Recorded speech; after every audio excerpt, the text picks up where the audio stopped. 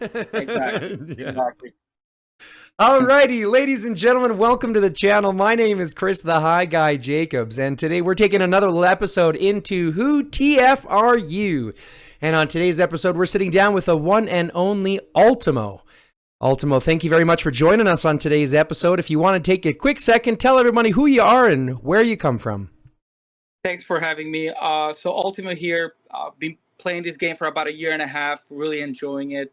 Made a lot of friends through the ups and downs. I came from Region 61. I was there for just a short period of time while I was growing, and then I moved with some friends to Region 42, where I've been part of New Dawn since then. So yeah, about pretty much my entire tenure in the game, I've been part of New Dawn, and I've been with the immigration open. I've been kind of like just doing some events here and there with other alliances, just to kind of like change it up a little bit. But we have a pretty strong team, and we really enjoy playing together. And we just recently collaborated with the Chevaliers. We had a great time last AR, which we actually won, and Good. and now we're gonna join forces with 59E, and I'm looking forward to fighting with them as well. So you consider yourself pretty in and around the community. You try to make yourself known around there, hey? Well, I think so. I think I'm a pretty easygoing guy. I love to, talk to people and get to know people. I feel like a big reason why a lot of players are in the game is because of people. They don't want to lose those connections. I feel, despite the negative feedback sometimes the developers get with the game, uh, the biggest thing is the people that you make connections. 100%. I think every single person that I've talked to so far in the community, and this is something I've been comfortable saying, for a long time. The community of Doomsday is probably one of the most accepting communities in gaming that I've experienced. I, Compared to some of the lobbies, sorry, when you get into things like COD or Halo lobbies back in the day, or any of those kinds of things that were super super toxic. And again, don't get me wrong, you can experience that type of stuff in the English chats or the language chats every now and again, but I'm pretty sure you could agree with me. The community itself is absolutely phenomenal. The community, the groups that we create, the friendships and bonds that we create, really is what carries this game forward. I agree 100%, and my main reason for being part of the game, and just getting to. There's so many people around the world that you get to know, and I get to talk to on a daily basis, and it's just a great feeling. Absolutely. And so you said you're down in region 42, correct? 42, correct? So you've been down in the older regions for pretty much your entire time. You've been swinging with the big boys then. Yes, for the most part. Nice, nice. Now let me ask you a couple of quick questions here, because I mean, in a year and a half, you've seen some progress in the game, obviously. Yeah. What is one of the better updates, or one of the better things that they've done, that you want to really give them credit for? Honestly, I know the immigration when it first started had a lot of negative feedback. I feel like the immigration did create a big imbalance when it comes to like the newer regions versus the older regions. A lot of players from the older regions started like invading newer regions, whatever the case might have been. But what I'm really enjoying lately with immigration is the ability to be able to jump to another alliance without having to leave your region. So you can kind of like still give to your region, but at the same time, you kind of like trying something new with another alliance. Uh, and I feel like that. Sorry, I just got Yeah. to make this clear. So you are actually in support of the multi-regional alliances? So I'm in support of being able to allow players to go to a different alliance without having to move Oh, their shelters to a different region. yeah, I get that. Yeah, That's really interesting. That's a very controversial topic in the it is. community, right? It Because is. But yeah, but my point. That's my point. In the beginning, I was against it. A lot of people were against it, but now I feel like the idea has changed a lot. You see so many, even with the bigger alliances like HNB and SSI and Rock. They're all like joining forces, helping each other out. There's a lot of collaboration happening, and same thing goes for us. well, I mean, that's definitely a different perspective. And this is where the conversations are absolutely dynamic, and why I love to have them, because it gives us a different experience on what players are in your shoes versus players that are, for example, free to play, or at least trying to grind free to play, right? Right. Once you have access to certain, certain parts of the game, it really does change the dynamic. And I never really thought about it that way. But I guess when you give them more of a capability to kind of work together, you're hoping that they do. Mm-hmm. I think the only negative side I see to it is just the simple fact that it ends up where it basically it limits all of the limiting structures that Wales had on them previously. Right, like one of the imbalances in this game is that obviously there's a huge gap between the pay to wins and the free to plays. Right, pay to wins always have access to more. Free to plays always get screwed. But I have to admit that once they opened up multi regional, where you could be in the same, it changed the dynamic even to myself, where it felt less like the alliance was was less of a family based and more of a global based reach. Do you know what I mean? Yes, and I agree, and I feel like that was definitely the feeling a lot of players got, including myself, in the first few months when the immigration opened up. But as the game progresses, as all the changes are happening, and obviously we've seen like so many heroes getting introduced lately, the vehicles being another big topic. I feel like that imbalance started turning into a little bit more in terms of like, hey, listen, we have our spenders, we have our free to play players. Now, if we limit people to being one alliance, they are not going to have the same experience. Like if we're able to move to like 59E, for example, or if you're able to move to a strong alliance, So I feel like when immigration was closed, a lot of free to play players were having hard time catching up and being able to be in fights and but now they're able to go somewhere else for one event, two events. Uh, they don't have to be in G1 or G2 or G3. They create some options for lower players as well to enjoy the game. Well, they also have the freedom to run away from an alliance or a region that is, not a healthy one. I've done videos on what to look for in healthy regions, and so having that capability for them to get out of that of toxic environments is definitely a plus. It's just part of me that goes, if it was balanced evenly, free to plays would get the chance to migrate to their heart's content, and Wales would get to migrate for the price of their might. Like I don't disagree with having the capability to move and migrate and even like you were talking about, consolidate and coordinate with these other alliances. But it's like I feel like there has to be a cost associated based on like the impact that you have in the game. It doesn't seem fair to me that a person who is 1 million, for example, is forced to move because of the regional experience that they have, while as someone who is already dropping thousands of dollars in the game spends the same dollar to chase them. Do you know what I'm saying? Yeah, I see what you mean. And again, I don't think this conversation will ever have where you're like at a point that this is the perfect way to do it. Like I said, there's going to be ups and downs in terms of Yep. certain situations, but it's coming to a point right now where if you think about it, and you've probably been around for a while, like people don't talk about it as much like before anymore.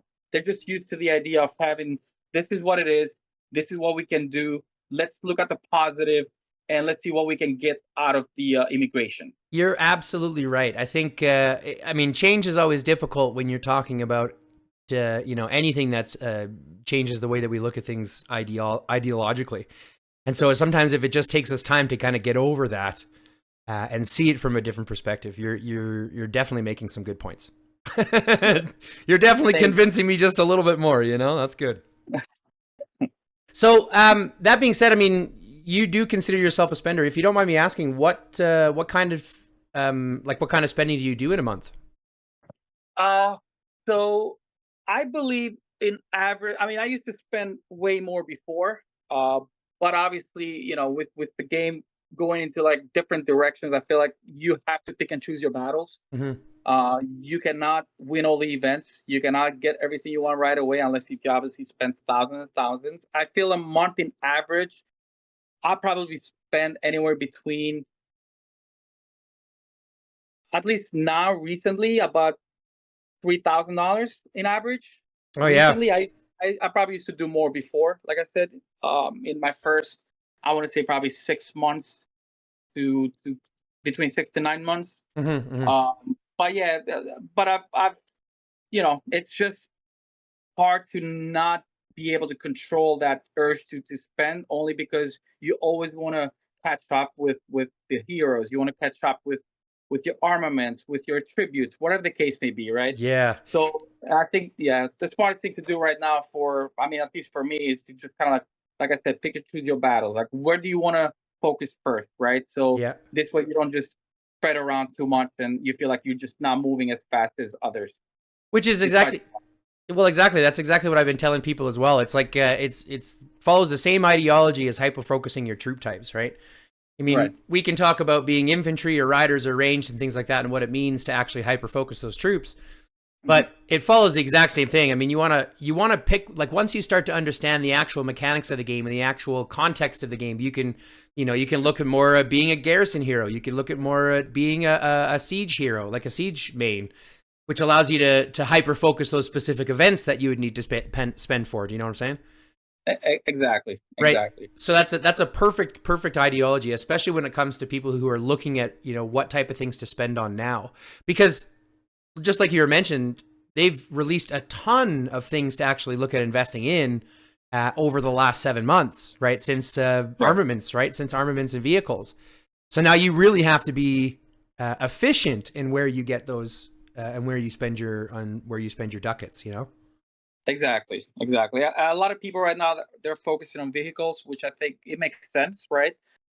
So that's definitely, and I know there's the new metal event, which I know a lot of people are talking very positively about the new hero, Marco, which also is part of my plans.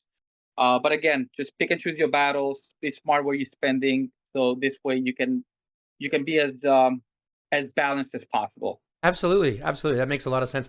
And I'll be honest with you, Ultimo, you're probably one of the bigger spenders that we've spoken to already. So having your perspective is really kind of important. Just because most of the negative comments we see about the game have to do with the paywalls and things like that. So it's great to know that people, even on your side of things, are still enjoying the game as much as we are. I agree. Yeah, and listen, I think, like you said, spending is part of the game. Every game needs to have people that spend, whether somebody spends 1,000 or somebody spends 100.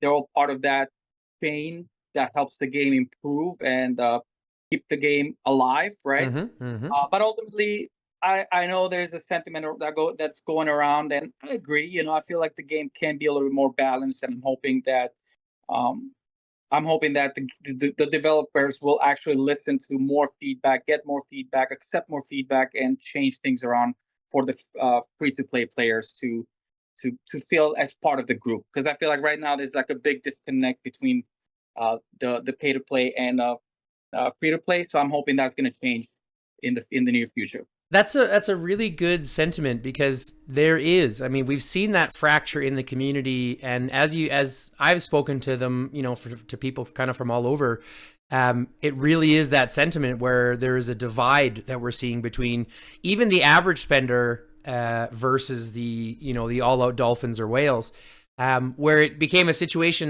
that because they've released so many things to purchase on, the people who did spend, like, I end up spending, like I said, 150, $200 a month type thing, nothing too over the top. But even now it feels like my $200 doesn't go near as far today as it did 6 months ago, because there's so many things to choose from. Yes, yeah, I completely agree. It's there's definitely, even with kind of like the lower tier spenders. I think that's the best way to put it. There's definitely another imbalance that's happening right now, where, like you said, $100, even $500 a month is really not going to get you anywhere anytime soon, which kind of sucks. But Yeah, it's like like I said, it's like yeah, sustaining. yeah, but I'm hoping that's going to change. I'm very happy, and I did mention it. I'm very happy that they listened to the feedback about having a break in between the events, right? So you Right, the have scheduling. exactly. I think that plays a big part into this, to create a little bit of balance and allow players to breathe, and especially the free to play players. I think they need that break more than anyone, if you ask me. And having top commander, I mean, I'm sure we probably will talk about it, but this top commander, I feel like this all another chance for free to play players to gain more out of it. But we'll see. We'll see what happens. It's for me right now. It's a bit of it. Like the changes to Top Commander have been really 6 of one, half a dozen of the other for me. Because like I get what they're trying to do, but I also understand taking a look at it from my perspective puts it in a, rose-colored glasses type way, in the sense that they changed it from just like when they opened it up multi-regionally, they took it from a scenario where whales had to immigrate in order to participate to take those events, right? So there was a cost associated. Now they're allowed to take it for free. However, they've upped the rewards across everywhere. So even though technically it's harder to get first, it's easier to acquire. It's easier to earn more fragments for it. Like I think it's level, it's 30 or 40th that you need now in order to get 10 frags instead of 15th before. Right. So although it's much easier, but now they're giving 250 frags to the top instead of the original 200. So it's like 6 of one, half a dozen of the other, and they keep changing their mind on Top Commander. If they could, give us the change and then let us sit with it and digest it like they did with immigration, it might go a little bit better. But this back and forth type stuff that they're doing is really, it's not sitting well. Yeah, it doesn't help. I think one of the biggest complaints right now is where you see an account of like this guy just started playing 5 million might and barely any kills, and he's already like 200 million points in Top Commander. I don't know how that can be fixed or be balanced. I don't think that somebody at that level needs a chasey, for example. It's 500 mil with an awakened chasey. What the fuck? Listen, I'm all about balancing F2P and P2P, but at the same time, it's gotta, when it comes to Top Commander, they gotta find a better way to be able to do that, because I just feel like you're saving, and now you're just dropping all your speed ups and all your everything you got in your bag, and all of a sudden you're like at 200 million, and at the same time when you cannot even do a field fight because you're literally a 10 million might account. So I don't know how much you can do with the chase or whatever with the Felix or whoever else will come. But it's just this is part of that, all these changes that they do, that as much as they try to help, and I'm sure they have a reason why they're making these changes, and I agree with you. I think part of the reason is because all these whales were invading these new regions just to get the Top Commander, just to get those heroes. So that kind of like eliminates that issue. But now you have this other issue where now you're like, okay, well, now you got to compete with farmers that they just, I don't know, they've just saved, I guess, thousands of speed ups. I don't know what for to say, but months. It's just a little crazy. Yeah, we had a guy in our alliance, for example, who had been saving up for 6 months, all freaking everything for 6 months in order to get Bard, and he ended up winning one TC, coming second in the next one, and coming like third in the next one, or like in the two of them, it was like first and second in his Bard, to be able to do that. And then they changed TC right away, so it's like he got in those wins right before he wouldn't have been able to. But now with this new change, it's even got me questioning, is it worth saving anymore because of the fact that it's multi-regional?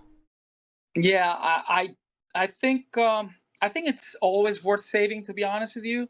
I feel like it's part of that conversation we're having, that just pick and choose, right? So even with your heroes, don't spread around too much. You said it, right? Hey, we have heroes. Let's who's going to be Garrison? So let's focus on one person getting that Garrison hero, right? So you do want to save eventually. You don't want to throw everything at every TC. I think that's a common mistake. A lot of at least, I get, maybe not so much the people that spend, but maybe lower tier players.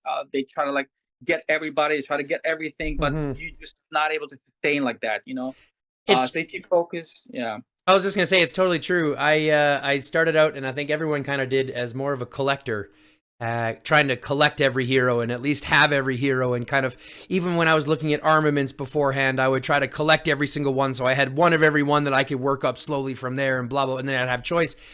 And I went, that's so stupid. Why am I doing this?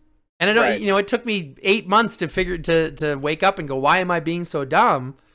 Right. I think one of the things that I really like about being in an alliance for a while is that eventually you do get a lot of good tips, and you do kind of like have your mentor and your friends kind of like get better ideas and just a better understanding of the game. I was in the beginning, I was exactly the same way, like this, just trying to get everybody right. But then it comes to a point where you listen to other people more seasoned than you, and they're like, "Listen, focus on riders. This is where you want to be right now, right? So if you're strictly Garrison, focus on getting Thunder, focus on getting just Victor, for example, right? Just make a focus, make a plan, so this way you don't spread too much. Because Hmm. the one common mistake that a lot of players make is where they have all the heroes, but they just none of them is awakened. So now it's just okay. Well, kind of pointless now, So you just got to work on one by one, Well, in my exactly. opinion. And I think that's kind of the crux behind this entire thing, because there's so many things to choose from. It's really difficult for a player, especially since there isn't a whole lot of information on how the actual mechanics play out. Like, the developers still haven't released their actual damage calculations to let us know how the actual damage is calculated. We've all had to speculate it.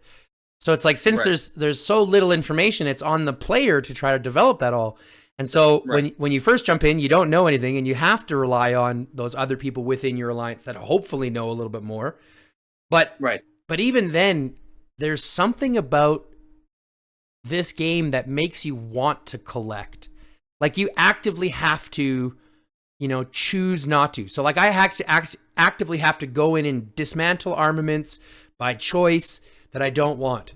You know what I mean? Like, it throws a Right. ton at you.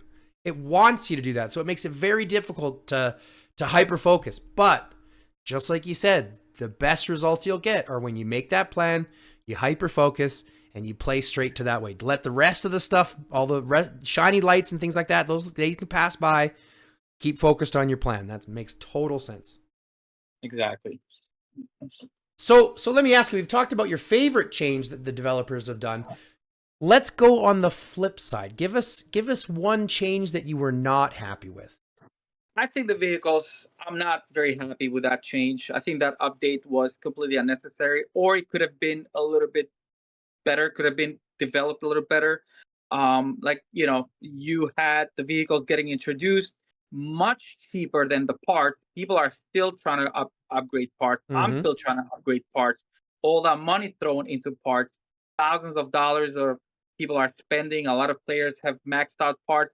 But then, like I said, you have vehicles, and the whole dynamic changed. And you even see it in the arena, where you have a player with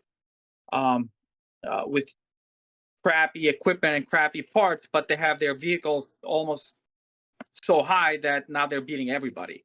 So I feel like that's part of the game that the developers really need to look into, and hopefully they can create a balance. And I think that's probably one of the tougher things to look at, because it is such a new release into the game. And I mean, we're really starting to just get our teeth wet, if you will, into upgrading them and kind of learning what their actual true impact is. It becomes very one-sided. And I think a lot of it is now, just like you mentioned, with how much people spent into armaments and into parts and things like that, and then they immediately drop vehicles. You're right. It was very, very quick. And it seemed very restricted to me. And even now, yes, they give us access to tier 1 and or tier 2 and tier 3 blueprints, Right. but it's so few tier 3 blueprints. It takes, like, the grind for tier 3 is still ridiculous. Yes, I it's agree. more acceptable, but it's, I mean, what, 10 max in an event, and you need Right. and you need 100 just to unlock one. Exactly. So again, it was that's probably one of the things that I really hope they can go back and fix, or at least update for us. Just create a little balance, man, because you spend what were those parts, like $10,000, maybe a little more, just to get them to white. But now apparently that's not even enough. Well, So now you're spending it's you're spending all that money. Yeah. exactly. Sorry, So go ahead. Go ahead. yeah, no, like I said, you're just spending all that money. You've already spent all that money, and now you come to realize that it's not enough. Now you got to focus on vehicles and spend more money on those, and it keeps going. Again, I'm not against I'm not against changes where obviously it requires players to spend money, but at the same time, when you've made a big investment like equipment and part, you should not overthrow that. Yeah, and I think that makes a lot of sense, especially when you look at reports. When you're looking at, say, the arena, for example, and you see, like, I don't know how many times I'm sitting at 48 million, right? 48 million might in the arena, and I'm still losing to someone who's 36 million because their vehicles are way stronger. And Exactly. and as much as I give credit to, like, again, they need to keep adding things, whether it's new heroes or whether it's new upgrades or things like that. Even though they have to keep adding those, it's one of those things where you have to add balance to within those. Because just like you said, if these vehicles are so overpowered that it overdoes all of the armaments and it overdoes all of the, the parts and stuff that has gone into it, well, now you're taking your whale class and you're basically asking them how much do they really give a shit, Right. Right. Exactly. right? And I So think that's not just for whales. I think that's even for medium tier players. You know that they're still growing and they're still trying to make a difference in their alliances. And it just takes one person just waking up one morning, deciding, hey, I'm going to get all my vehicles to, I don't know, level 15, level 20, and then all of a sudden, doesn't matter how many awakened heroes they have. Now all of a sudden they're on top, and I think that's just across the board. It really creates a really bad negative experience yeah. for everyone. Well, and again, I think it just comes down to any little part of imbalance. I mean, we could talk forever about, which way is better to play in the game, whether it's, free or spending a little or spending a whole lot. But the truth is, it comes down to how each individual wants to play themselves. And I truly believe that every single person should have the same experience from this game, whether they spend $100,000 or whether they spend $1. They should still have that same amount of accomplishment within the game. And I think the only difference should be at the speed of which you get there. And I think that's kind of the one thing that IGG may have lost sight of, Right. simply because, 8 months ago, the game itself, before they introduced armaments and before they introduced vehicles, you could argue was a lot more accessible for the free player. Yes, I agree. It was way more accessible. I think it was more fun for them, and it was just it was just a better feeling to be able to play with your alliance without anybody being like, listen, I just cannot do it anymore. Yeah. I cannot be in G1 or G2 anymore. I cannot fight with all these whales, and a lot of players have quit the game because of that. And unfortunately, I've seen that in New Dawn as well, where we've lost some really good friends of ours due to this imbalance that we're talking about. And it's unfortunate, but I'm hoping it's going to change. I'm hoping it's going to get normalized again. Well, let's, we've been chatting now for, a good 25 minutes or so. Let's start to wrap this up here. I got one last question here for you. And this is kind of a perfect kind of tail into the whole thing. If you had the developer's ear for the next 30 seconds and you could tell them anything and they would listen to you and actually take to heart what you were about to say, what advice would you give the developers in order to take this game that we love so much and extend its life expectancy? I think in 30 seconds, what I would have really said to them is just think about everybody. All right. We know we have the whales. We know we have different levels of players, spenders, not spenders, but let's think about how to make everybody feel inclusive. I feel like that's the biggest conversation that a lot of people are having with all these events that are going on right now. And I may not I may not be able to tell them exactly, okay, let's do this or let's do that. I think that's their job to figure it out. But I do want to tell them that let's help everybody to. Obviously, there's always going to be somebody that's going to be stronger than you. There's always going to be somebody that's going to spend more than you. But let's find that balance where everybody's enjoying the game and people are not quitting because they just cannot support they just cannot support it anymore. We don't want to hear people that are quitting because I just cannot do it anymore. It's just too much, right? Yeah. So I feel like just finding ways. Certain events I don't think they need to be that expensive. Certain events can be a little bit easier for players to achieve, right? um and I know Top Commander can help some of these players, but I feel like on the other side you have a lot of other events like the shelter skins where you got to spend $900 to $1,000 to get, Oh, right? Don't even get me started on skins, bro. Like I talked a little bit about how that's in fact my most hated change in the entire game was when they took the hammer event and when they took the hammer and ammo event. Right. And they changed it from what it was before on how you could get your vehicle skins, your March skins. And then they changed it to the way it is now. That's my biggest pet peeve, hated change in the entire game. Because I was right on the cusp of about getting a March skin. I was so excited. And then they changed it, and I was like, you bastards. Exactly. So I think that's one of the things I really believe the developers can do better. Not every event needs to be changed. Not every event or every skin or every hero needs to be expensive or needs to be almost impossible for people to get. I feel like everybody deserves a shot to be able to get a shelter or skin or something that they really want to get and enjoy and grow. And kind of just show off that they actually belong here. Exactly. Why not? You know? Yeah, absolutely. Community. Absolutely. You know, Ultimo, I've had an absolute blast just chit-chatting with you and getting to know you a little bit. Your opinion is one that I will definitely have to think about a lot about. You've brought some points that I never really thought about. And you've moved my mind a little bit. So I definitely appreciate you for doing that.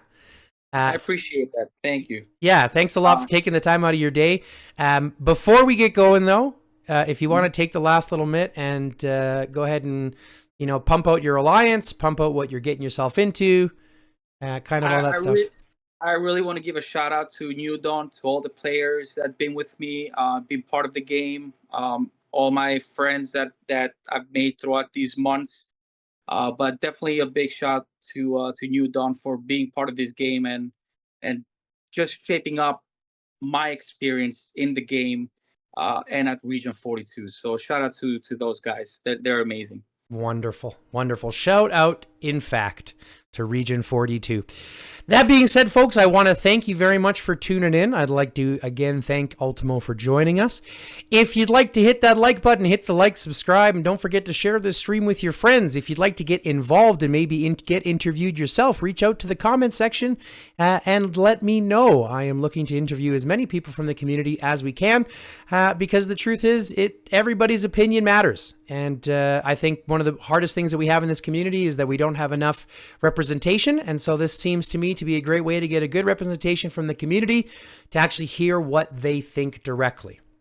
So, love, peace, chicken grease. And until next time, stay lifted.